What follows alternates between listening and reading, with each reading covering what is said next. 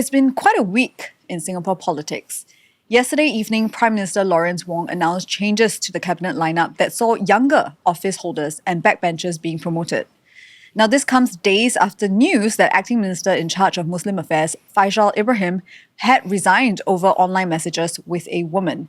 He said that there was a lapse of judgment on his part and accepted that his conduct fell short of what is expected of a political office holder and an MP. So far, two big political events for the government and the PAP this week. What do the changes signal about leadership transition? And will the party's high standards for moral conduct make it harder for them to attract talent? Welcome to another episode of The Usual Place, the podcast where we have real conversations about the headlines. I'm Natasha, and to deep dive into what we should make of this, I have SMU Associate Professor of Law, Eugene Tan, a political analyst and former nominated MP. Thank you for being here. Welcome back again. No, thank you for having me. And we also have independent political observer Dr Felix Tan, and it's been a year since you've been on The Usual Place, but welcome back to talk about the very exciting week that has happened in politics. I want to start with your thoughts on the changes to the cabinet. What was the most surprising move? And should we actually see this as a reshuffle since most of the heavyweight ministries didn't actually change the ministers in charge? So Felix, let's start with you. The first question is whether it's a real surprise, because I think like what you mentioned, that it wasn't a real shake-up of a certain position. I mean, you've got David Neo, Jeffrey Xiao, acting minister, now to full minister. I mean, it's expected, so it's kind of like no surprises there. I mean, there have been a few surprises. I mean, for example, Sim Ann, who's been in politics for like a very long time, has finally been pushed up and promoted. And you've got Sean Low and Fu Te Xiang, coming into the fold from first-timers, and then now, put in place in the cabinet. So I think these are interesting. Would you call it promotion or whatever it is? But interesting, but not surprises. Natasha, the reshuffle I think needs to be put in context, right? So we have had two resignations in that first Dr. Koh Poh Koon several weeks back due to family reasons, and then the more recent one, involving Prof. Faishal. So I think in many ways, PM probably had to bring forward the cabinet reshuffle. We know that there are regular cabinet reshuffles. I mean, PM actually used the word adjustments, right? So I think one way to look at it is this is really an adjustment, right? There were all ministries continue to have the same ministers helming them, save for Ministry of Manpower. And of course, the Ministry of Manpower in a way was a very counterintuitive but also bold move where you have all the political office holders are fifth generation leaders, all of them elected just last year. And I don't know, it could be an experiment of sorts, but certainly I think PM is confident that the 5G leaders there, will be able, to get the job done. But otherwise, I think, it was really also intended to signal that the government has sufficient depth and breadth, that despite the departures, there are people who can step up. And I think, like it or not, it is also to shift the focus, right, away from Dr. Faishal's resignation, which is something that's done, but let's look to the future, with this new political office holders promotions. So it was a calculated play in a way to announce it yesterday? I say that's the nature of politics, right? Because otherwise, Dr. Faishal will still be the focus of much discussion, right? But now, yes, he'll still be the focus, but we'll talk about, some of the changes. Like we are going to do in this particular we have to address podcast. it, but I think as you mentioned, the cabinet changes or adjustments really dominated yesterday's and today's headlines. And I'm glad you brought up the changes to the Manpower Ministry because Jasmin Lau, biggest mover, biggest promotion. So she gets promoted to Senior Minister of State for MDDI, and she also becomes acting minister for the Manpower Ministry. So what do you both make of that? Because why, I mean, maybe some people might think like, why is the PM giving these relatively newcomers big portfolios about 15 months after the general election? And as you mentioned, Simen just became minister. I think she came into politics in 2011, right? Yeah. So what do you make of this push to like elevate the I think younger at the point in newcomers? time of the general election last year, there was a lot of like all these new faces and was like pretty much high profiled. And, PM Wong was saying they are very credible people. They have potential to be political office holders. I think, quote unquote, that was what was said last time in the GE. So I think at this point in time, I mean, yes, it's 15 months down the road and it's been quite a while, but I think it's about giving them the opportunity. If they have the potential, then let them be in the position where they can prove themselves.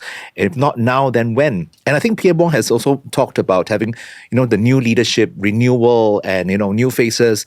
I think it's a good thing that, I mean, I'm looking at it. It's good that you're finally letting the new faces come to the fore, prove themselves, whether they can do it. I think this is just one way that he's doing, and it seems that's why she's there. The background to the changes, I think, if we put it in context, we're looking at the manpower ministry, right? And what is some of the biggest concerns of Singaporeans, right? It's really about the impact of technology, in particular artificial intelligence, right, on jobs and livelihoods.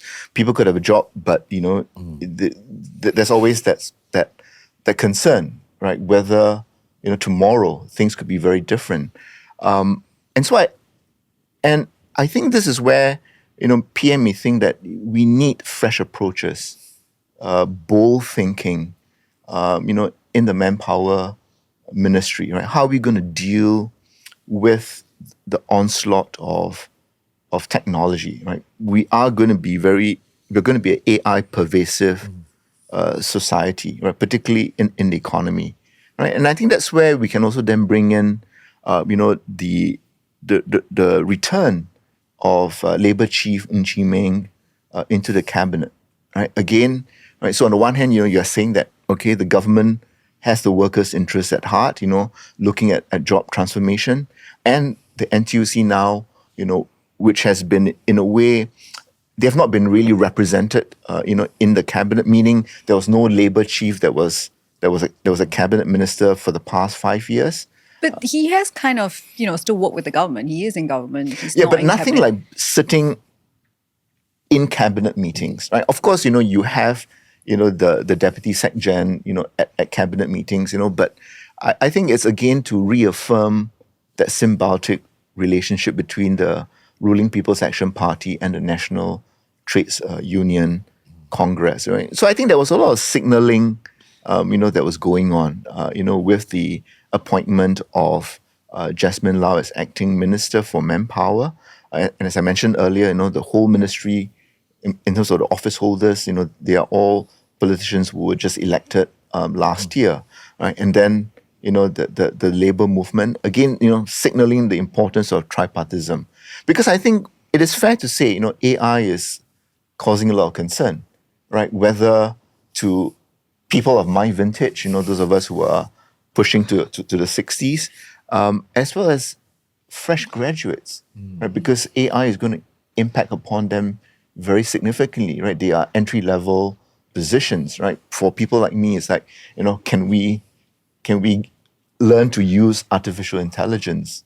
So, I mean, in terms of like the whole lineup of the cabinet or the changes he made, is this, and the fact that he pushed out a lot of younger people yesterday, is this what the 5G team will look like? Or is this, or as you said, Felix, is he trying to test out some newcomers before the next election? Because right now he has some runway before the next one has to be called, right? So what is happening here? Is the 5G leadership actually taking place? I think, looking at the bigger picture at this point in time, I think is getting these 5G leaders in place first. Let them try it out and let them experience how is it like. I'm not saying that they will not succeed or whether they will succeed. I think it's just a matter of, giving them the opportunity. I think it's a signal to future leaders, that you will be given the chance if you can prove yourself, and if you can do a good job out of this, then there will be opportunities for you. And I think that goes very closely to what PM Wong was talking about, being consultative, engaging with the public, engaging with the people.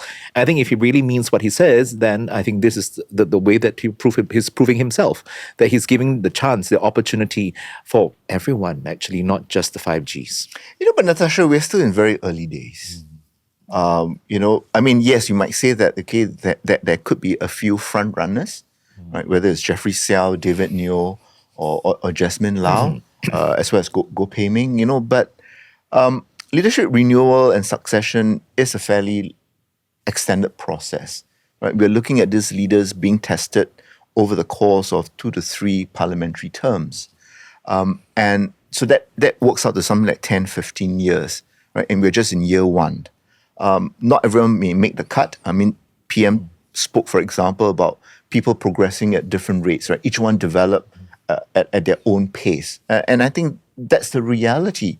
But it is clear that renewal has to take central focus, right? The departure of Prof. Faishal, for example, I think in a way indicated how, or at least showed how thin, Malay Muslim representation at the political office holder level is, right? We only have one full minister, and then 4 other political office holders from the Malay Muslim community. And likewise, with the Indian representation, right? Yes, they are, in a way, you have good representation in the cabinet, but these ministers are in their 60s. And likewise, with the women, right? Most of the women cabinet ministers are in their 60s, with the exception of Josephine Teo. So I think, the leadership renewal is a very extended and challenging process. And I think there is a need for PM. So this really is the first of many, many adjustments in my view. And I also want to add that, it's not just at this point in time who is taking what, ministry or, what position.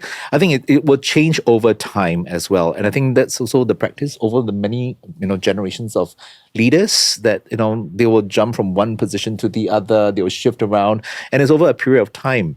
So this is not a, hard and fast rule that, for sure that they will be in this ministry for the long haul. Could be just for this period in time. And the adjustments are going to be regular, particularly at the junior ministerial level, right? Your PALSECs, your MOS, and your SMSs. Not so much at the ministerial level, right? Because you would have in a way proven yourself, but it's really at the junior ministerial level that exposing to different challenges, different issues, looking at how they hone their political craft. So I think one interesting observation that stood out for people was that among the newer the promoted ministers and the appointed office holders, almost all of them were from public service. At some point, public service. What do you think this means for diversity, actually? Maybe Eugene, kick us off. It's a concern, right? Because we do know that the public service thinking is obviously going to be very different, from the private sector, right? And when you look at the infusion of ministers, let's say K. Shanmugam and Tan Si Ling, both with no public sector background, I think it brings a different perspective. But I think that again reveals the challenge for the PAP government, right? Most of the MPs would have some public sector background, including from the Singapore Armed Forces. And so it should be no surprise, that the political office holders, most of them, would come from that sort of background, right? And of course, there's also the thinking, right? We have gone through these sort of challenges as well. We got this sort of assignments, we got this sort of positions. This person is almost try and test it. And of course, the view is also that, the transition from public service, right, being a public servant, civil servant, to politics, to government, it's less of a transition. But I think, the resignations, whether over family time, or personal indiscretion, I think also does put a spotlight, right? If someone is doing well in the private sector, the question of, why would I want to give it all up, right? And we'll get into that later on when we Sure, talk about yeah. Faishal. But yes, Felix, you want to say something about the private? Yes, Hang on, guys. We will get there. But I want to know about this private. That more of them are from. Well, all of them are from like the public service, right? Is there Right. any cons to it? I mean, Yeah. as Eugene said, there are definitely pros. To they've been in the system, they know how it works. But what does it mean for diversity going forward? I think that's what I want to come to as well. A lot of them are from the public sector, public service, a lot. And the thing is that they will have certain style in, working. And maybe it's just, it's a little square box kind of thing, situation where they work within the boundaries because that's what the public service has always been, I think what is important, and that seems to be the case, is that they are missing out in communication. There's this lack of them being able to read the room and being able to communicate with the people in a way that is approachable. It's like, I've got this policy. I know what it should be done. Great. We are happy that you know what is supposed to be done because you have been 10 years, 20 years in the public service. You know what is needed. Now, the next question to you is that how do you communicate that to the people? And doing so, how are you going to bring it to the table and how are you going to bring it to the ground? People, are they going to listen to you? Do they understand what exactly it is? Is there an example that comes to mind when you're seeing this? So for example, like, the recent one with David Neo and his joke, not really a joke, but, when he make the statement that, ministers don't have time for movies. I mean, read the room, really. It's not about whether you have time or not. I mean, as a joke with your family members and your bestest of buddies and friends in the army, perhaps, it's fine. But you're in parliament. Would that fly? Because you have had a serious question from the opposition. That would actually have, a better response would have been better. That's one. Secondly, it's about communicating. For example, Jasmin Lau, I think early this year or last year, say that, we have the Trace Together app. People love the Trace Together app because they use the Trace Together app. But we don't have a choice. It's not that we love it. So the thing is that communicating your ideas across, I mean, maybe it's at the spur of the moment. I can't fault her for that. Sometimes we all do make mistakes anyway. But the thing is that it's about communicating. It's about having that sort of, knowing what's happening around you and putting your words correctly across. I mean, one of the best examples, and I think over the years I've seen is actually Tharman. He speaks his mind, and the way that he delivers what he wants to say and means what he says is very, very clear. And it seems to be able to connect to the ground much, much better than others. So, I mean, we're talking about the diversity. If all of them come from the public sector, so based on what you're saying, would private sector experience actually help them communicate better or, present better as politicians? They might have a wider experience that might cater to the needs, to the situation. But I wouldn't say that necessarily, it'll be more diverse in that sense. Yeah. But even that, I think it does give more leeway, more room for them to experience and to show what they can. So I want to move on to Ng Chee Meng, or rather go back to Ng Chee Meng. Everyone's talking about his return to cabinet because he will be a minister in the Prime Minister's office. And he was narrowly elected as an MP last year. And after the election, he asked PM Wong not to assign him any position in government because he was going to focus on his work as an MP, Jalan Kayu SMC, and as NTUC SecGen, so Secretary General, right? And he said he would do this over the next 5 years. There's a quote unquote, over the next 5 years. At yesterday's press conference, PM Wong said that he's bringing Ng Chee Meng back because jobs and workplace transformation have become higher priorities for the government. So now that he's back in the cabinet, is he out of the political wilderness? Eugene? I think he'll be subjected to even more scrutiny, in light of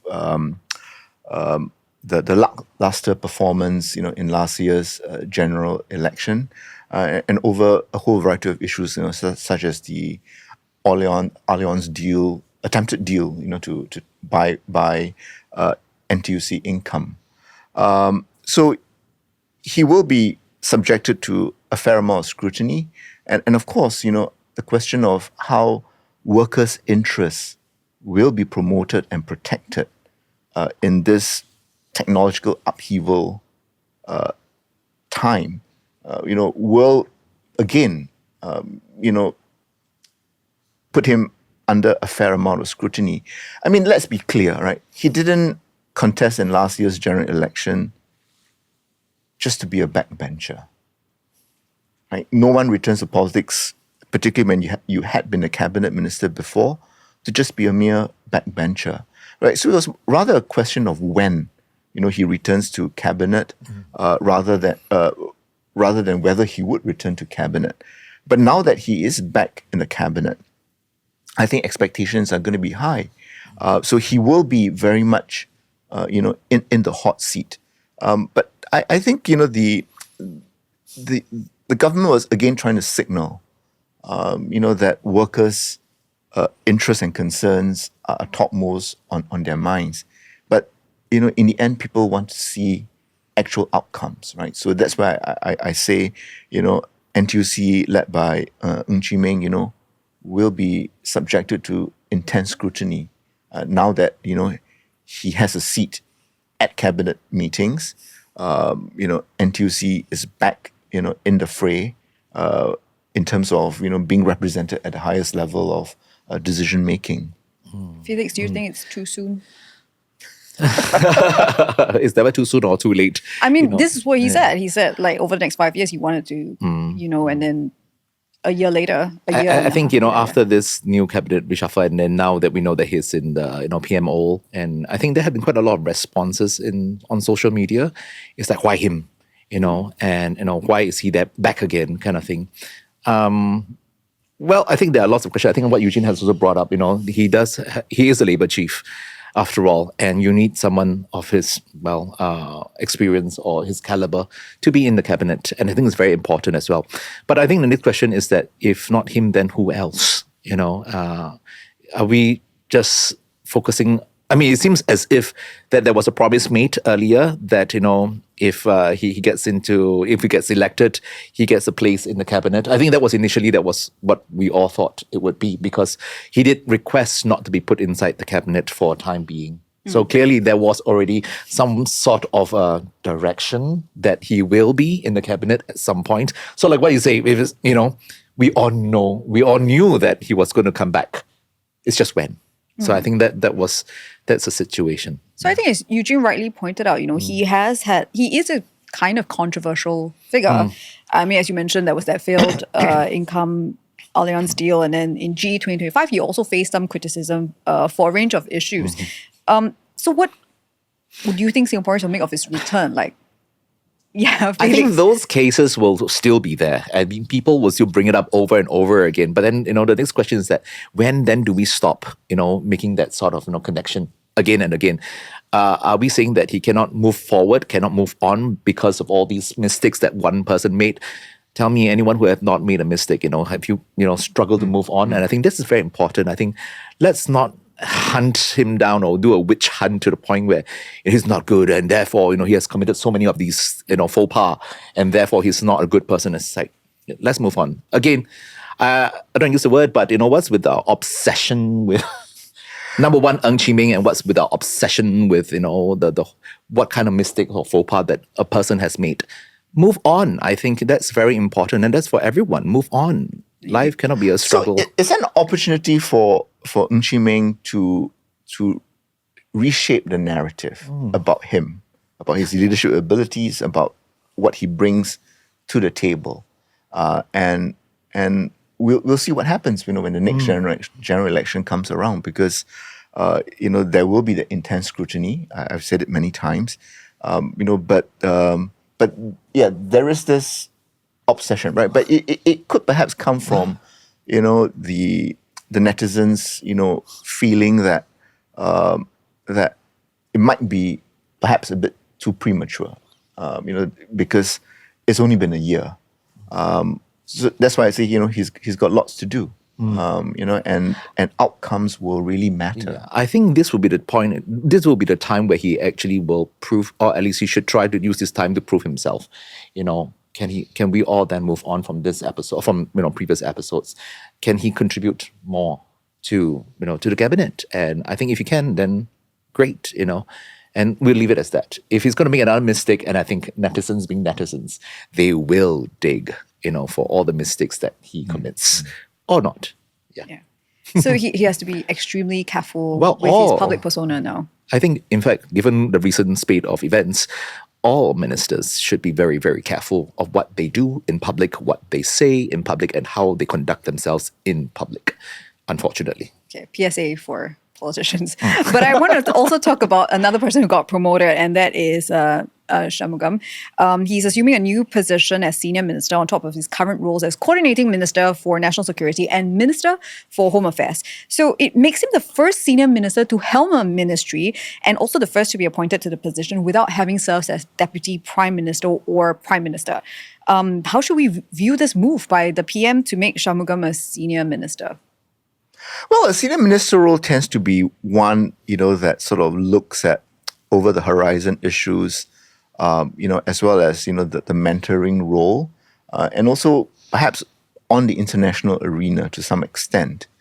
So I suppose Minister Shanmugam is in that very unique position, right, where he's expected to do all that senior ministers before him have done.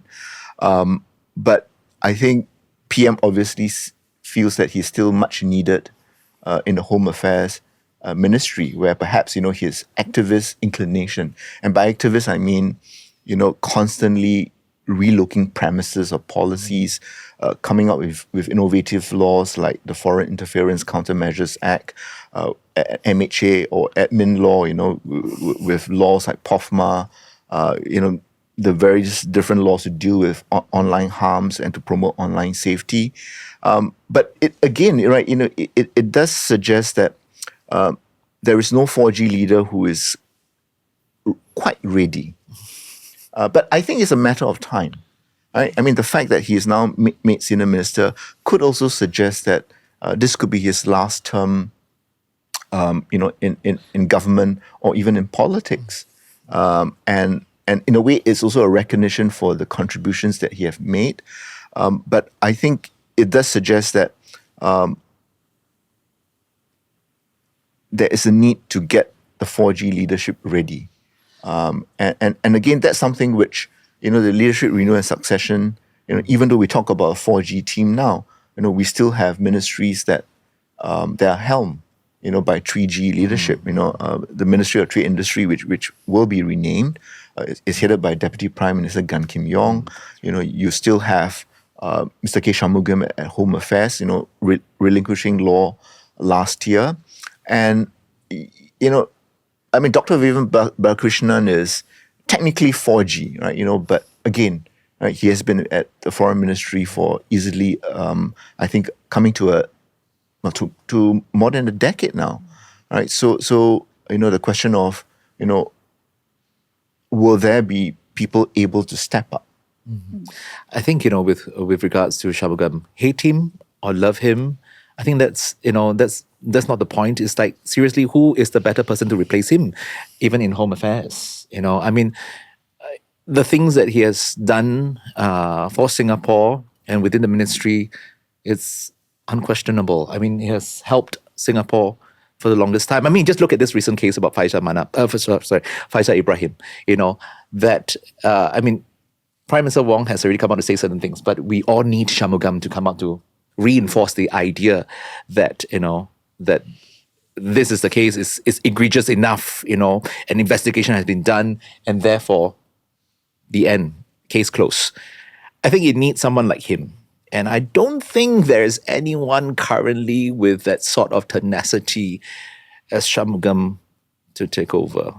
But then it doesn't gel with bringing in new blood, which is what we were talking about earlier, right? Like they want to let younger ministers or younger POHs actually try out. Sure, try role. out. Yeah, try which out. is like with Jasmin Lau becoming acting minister. Or anyone David of that caliber? That's my question, And looking deeper into the whole, whatever faces you're seeing in cabinet at this point in time, very few, if not none, is of the level of Shanmugam. But I mean, we might have disagreement. There might be people that perhaps I'm not looking at, who are of that caliber. It's just that they are involved in other things, I mean, overall, what does it say about leadership renewal, the progress of leadership renewal, and also the runway for younger ministers to gain experience in key positions if they're still hedging on like certain ministries? I wouldn't say it's hedging. I think that because the Home Affairs portfolio is a very powerful one, right? It looks at internal security at one level. Now there's also the issue of foreign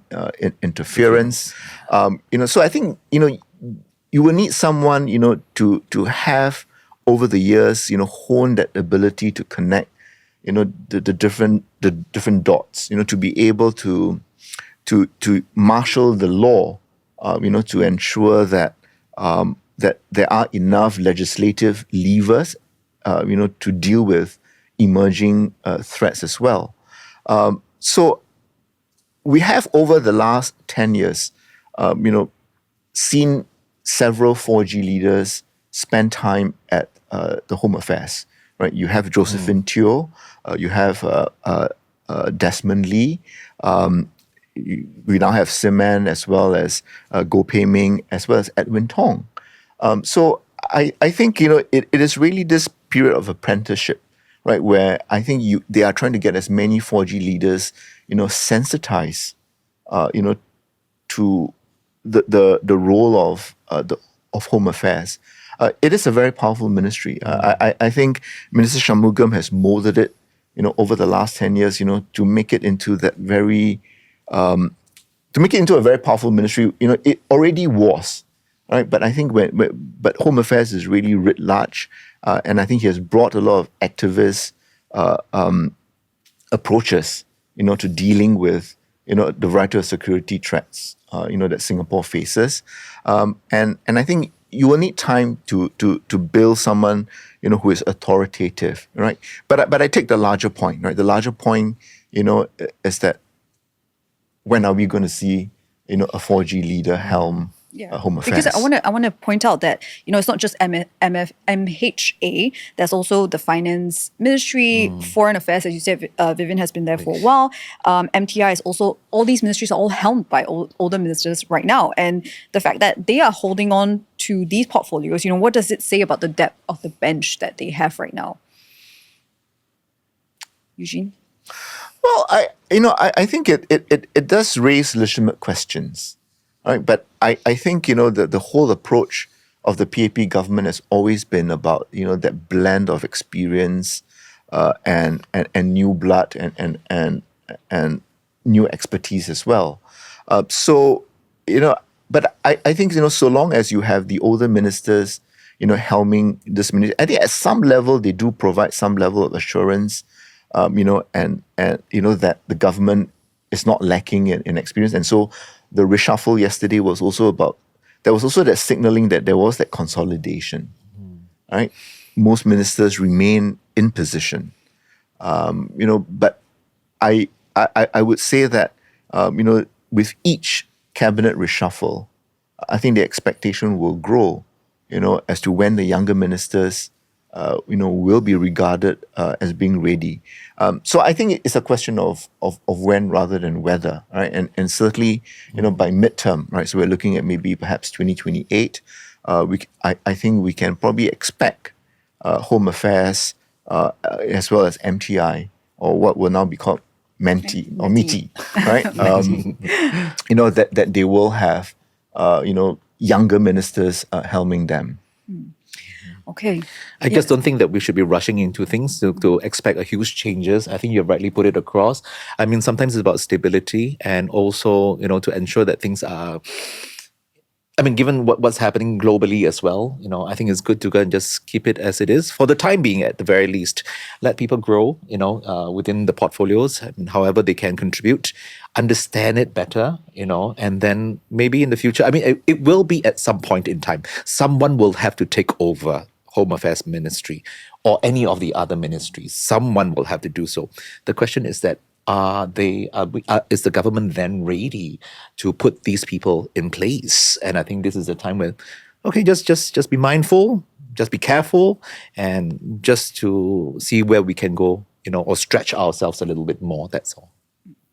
So speaking of careful, Faishal Ibrahim also came up at yesterday's press conference. I mean, his exit on Monday was very shocking. I mean, after that, a lot of public praise actually came out for him. But PM Wong said yesterday that he was in disbelief and shock when he saw, when he read the woman's email to the Prime Minister's office, right? So he said there were screenshots and details of the interactions. But we don't actually know what happened. We still don't know. There have been so many commentaries that We'll never know, Natasha. We'll never know how it crossed the line, right? So people have to guess what happened. And, Faishal's resignation seems like an overreaction because we don't have that information. Do you think that the government should reveal more information to, so that people stop speculating, or so that there are no conspiracy theories, or if they release it, will anything else change? I think there's already conspiracy theories as we all speak, and we can't get rid of that. But I personally feel that I think, okay, fine, let the matter rest at this point in time. You have said that there were some mistakes made. Okay, whether it's warranted or unwarranted, I think, it's moot. Literally, it's moot. He has resigned. Move on. All right. And Shanmugam has come out to say, PM Wong has come out to say that it was damning. So be it. I think the more that they reveal, there'll be more questions that the netizens will ask, and then there will be no end to it. Who's right? Who's wrong? Who's at fault? Who's not at fault? Who harassed who first? Who started this first? I mean, there were lots of questions. At the end of the day, do we want to end up finger pointing somebody? It's closed. The end. I think that's the best. Eugene, which camp are you in? The want more information, or I have enough information? No, it's a very difficult balance for the government, to strike. And I think Prof. Faishal's case has brought this to the fore, right?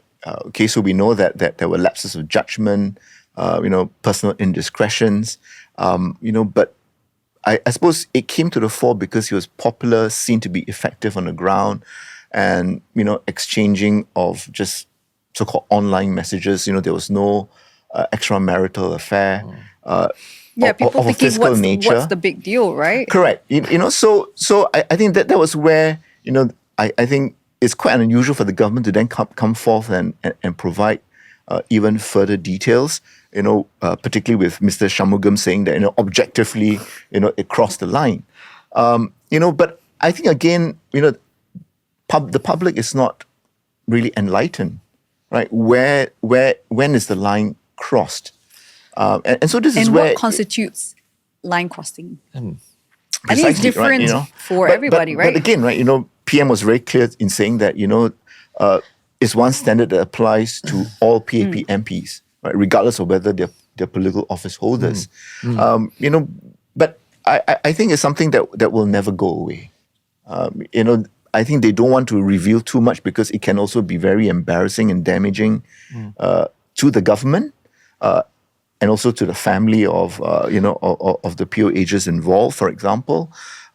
So it's I think they would just have to let the matter die. But I think what they're trying to say is that in Dr. Faishal's case, a resignation from political office as well as from Parliament, was warranted.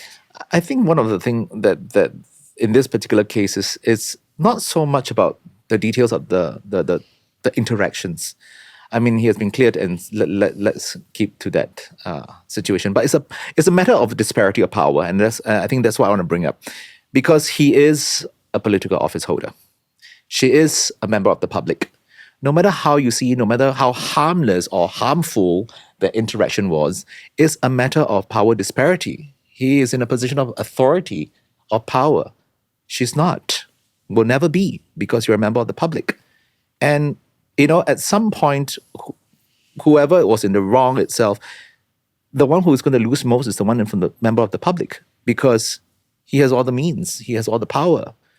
And given that kind of situation or that kind of dynamics, it's very hard to make a judgment, on that and say who's right and who's wrong. And really, he has resigned. Again, let's move on. I mean, I want to pick up on what Eugene said, the code of conduct. So not the first time that PAP MPs have stepped down over indiscretions. I mean, there was Michael Palmer, David Ong, and then the Cheng Li Hui and Tan Chuan Jin affair. Why do such cases of inappropriate conduct happen again and again, especially since PM Wong said yesterday that PAP's code of conduct is not new? Human frailty, sorry. Yeah, absolutely, right. We all have our frailties, and you add to that power. It's been said that power is at least for men, the ultimate aphrodisiac. So it's something that we have to live with, and of course, all these different indiscretions again, raises question about the vetting process. How well do the top leadership know about each other, about other political office holders within government. But it's something that I think this will not be the last. But I think every incident does harm, right? Because particularly for the ruling party, right? Because it prides itself, as a government, led by focus on integrity, accountability, transparency. It's about virtuous men and women. So given that they've put themselves to that high bar, I think they have no choice, but to marshal those standards, very diligently. And Prof. Faishal's case, again, is another example, the thing has happened, but we hold them accountable, right? So in some ways, it's mitigating the damage, right? That people will lapse because of human frailties, but we have a process of dealing with them. Actually, should the standards should they be more lenient, because they are as you said, they hold themselves to this whiter than white standard, right? And times have changed, and you also mentioned human frailties. So should they kind of relook this code of conduct? I mean, whether they should relook into the code of conduct, I think there's that's up to them whether they want to do so or not. But I think like what we have talked about, they have set a standard which is so high, and they're going to keep to that standards. It's going to be their failings at the end of the day, because how are you going to start measuring every single individual within your party itself must meet up to such a high standards? Can anyone be that perfect? I think it's. But then, of course, there are lines that cannot be crossed. And I think we need to set that out very, very clearly. It doesn't matter whether it's from the ruling party or not. And, but indiscretion, does it mean that, in this particular instance, does it mean that he can't do his job? And I think, if he can still do his job, then what's the next best thing? Are there certain things that can be mitigated in this particular instance? Whether standards have to be set, but standards sometimes can also be negotiated, I guess. It's tough for the ruling party, right? Because the moment they sort of indicate that the standards are too high, then I think it will set off another round of questions about are we going to see a weakening in standards of public life, probity and all. So I think they will have to stick to those lines. But even then, we're already seeing some sort of recognition, that not all types of lapses of judgment and personal indiscretion, would result in one having to resign, from all positions, right? So I think the Tan Chuan Jin, Cheng Li Hui affair, and again, with Prof. Faishal, it's come to the fore again. Minister Shanmugam, for example, saying that if it's a private matter, and people can be counselled, or rather the MP or POH can be counselled, then we can move on. But I've tried to look for Mr. Lee Kuan Yew, making that particular point, but I haven't been able to, right? So I think in a way they are also, they meaning the PAP government, they are also trying to manage the application of those rules, But I think for them, it is this management of those rules, that perhaps not all indiscretions, would be politically fatal, that would be easier to deal with, to account to the public, than saying, okay, we are going to lower our standards. I think for them, they feel that would be a slippery slope. It would take away, the whole basis of the ruling party wearing white. But how do you think this affects politics in general? You kind of touched on it, that some people might now think twice, like, do I want to join politics? But what does this all mean for future politicians, for the future of politics in Singapore? I think it's going to be tough. I think everyone's is going to start thinking whether they should join politics, whether they want to join politics or not, because they'll be scrutinized in private lives, personal lives, public lives. And people might think, is this worth it, right? Yeah, is this worth it? Ask anyone on the streets whether do they have that sort of iron in their blood iron in whatever it is to go to weather all this, times are changing. It's going to be very challenging, not impossible. I'm sure there are some who will come to the fore, but it will still be very, very tough. Politics is not priesthood, right? but at the same time, right, we also don't want our leaders in particular, right, to be a bunch of ruffians or people who engage in inappropriate conduct. But I think there is that dampening effect, right? Because the question of, if I had indiscretion, or at least I see as an indiscretion in the private sector, does that cross the line in the public sector, right? What skeletons do I have in my cupboard, that may not sit well, in politics? So I think in the event of doubt, I think you will have people saying, well, maybe it's better, to maintain the status quo, right? In the private sector, if I'm doing well, no one can say no one cares how I spend my money. My family gets their privacy. I can drive flashy cars. I can engage in conduct. Not that I'm saying this people want to, but if it, the standards are perhaps not as demanding, and furthermore, right? Some of them might say, well, if I'm going to take a pay cut, to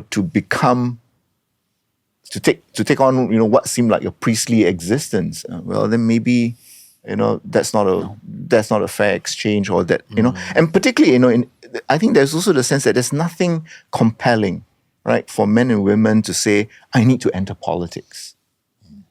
That's a very sobering note to end on, but I wasn't expecting you to say that, but okay, we've covered a lot of things today, from the renewal or young blood being entering the cabinet, and we've also talked about the MHA portfolio, where perhaps who is going to fill Shanmugam's shoes, and we've also talked about the return of Ng Chee Meng to cabinet, and how he kind of needs to I'm not sure if it's rehabilitate his image, but he has to do a lot of work to get the public to kind of get on board with him. And then we ended off with Faishal and how, do we need more information or not? And I guess what we're saying is let it rest, move on. But the standards that the PAP has might be something that, will it affect people coming to politics? We don't know, but it's something to think about.